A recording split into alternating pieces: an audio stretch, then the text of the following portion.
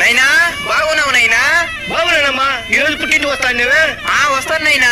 Darling, కొమ్మలు ఇమ్మంటావా విడిగా ఉండే ఆకులు ఇమ్మంటావా? విడాకులు ఇవ్వండి. విడాకులా? అవును నైనా, విడాకులు ఇస్తున్నాడు. సరే ఉండు, మళ్ళీ చేస్తా.